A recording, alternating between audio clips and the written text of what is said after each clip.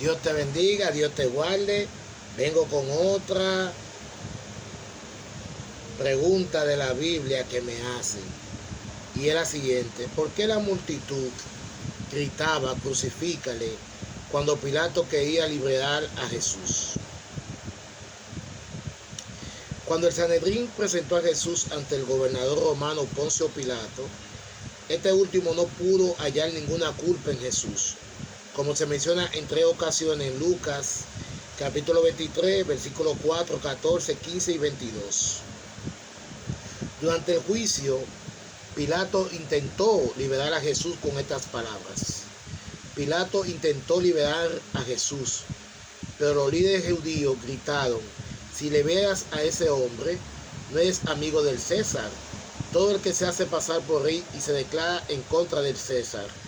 Según se narra en Juan 19:12, en la festividad de la Pascua era costumbre que el gobernador liberara a un prisionero para contentar al pueblo.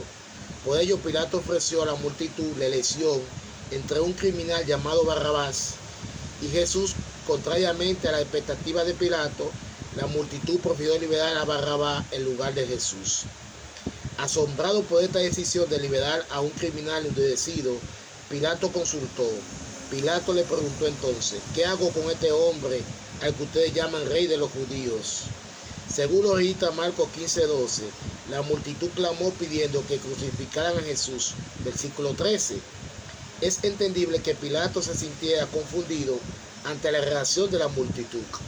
Apenas una semana antes, el pueblo de Jerusalén había recibido a Jesús con júbilo, agitando ramas de palma y aclamándolo como Hosanna, según lo narrado en Mateo 21, del 1 al 21. Lo que posiblemente desconocía Pilato era el profundo odio y oposición que los líderes políticos y religiosos tenían hacia Jesús. Río de Jesús, sus enseñanzas había disgustado y enfurecido a los fariseos, los escribas, los herodianos y los seduceos. Jesús no solo señaló su extrema hipocresía en varias ocasiones, Mateo 23, Marcos 7, 1 al 14, Lucas 20, del 45 al 47, sino que también afirmó ser Dios, lo cual era considerado blasfemia por los incrédulos maestros de los leyes. Marcos 14, 60 al 64, los líderes religiosos querían eliminar por completo a Jesús. Mateo 12, 14, Marcos 3, 6, solo su muerte le traía satisfacción. En tiempo de Jesús, la crucifixión estaba reservada para los peores criminales. El sufrimiento que implicaba permanecer en una cruz duraba horas, y crucificar a Jesús de esta manera probablemente llamó la atención de los líderes religiosos que lo odiaban profundamente. En un intento por ocultar su conspiración contra Jesús a sus numerosos seguidores, los líderes judíos arrestaron y juzgaron a Jesús durante la noche.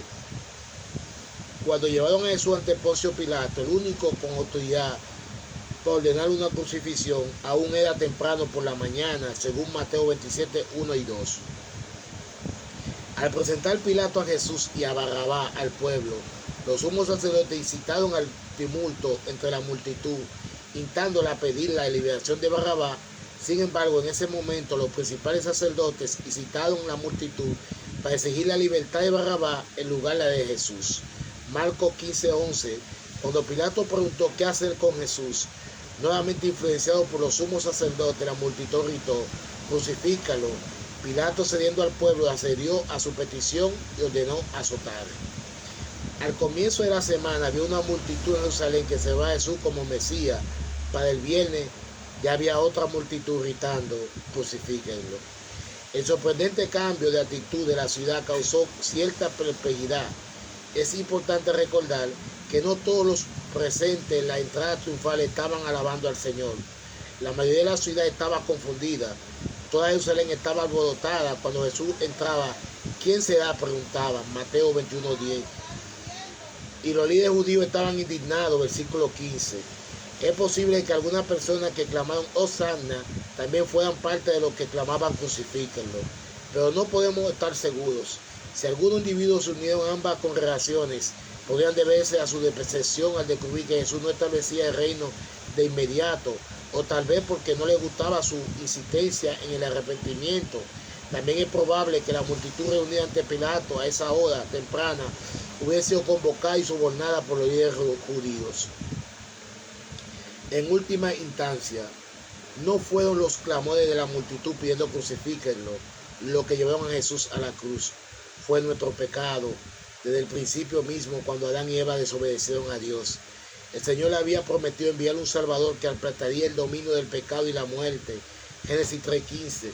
A lo largo de los años, Dios fue tejiendo su plan para enviar un Salvador, y ese plan culminó en la persona de Jesucristo, el Hijo de Dios, hecho hombre perfecto, para poder cargar consigo el castigo para nuestro pecado.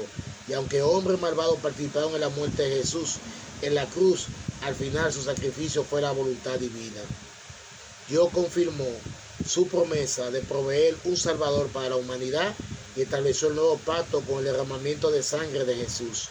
Lucas 22:20 se narra cómo después de la cena Jesús tomó una copa de vino y declaró: este cáliz es el nuevo pacto entre Dios y su pueblo, ratificado con mi sangre, que se derrama en sacrificio por ustedes. Posteriormente Jesús venció el poder de la muerte al resucitar de los 3 días y ascender a la diestra de su Padre en el cielo. Isaías 53:10 y Juan 10:18. Dios te bendiga y Dios nos guarde.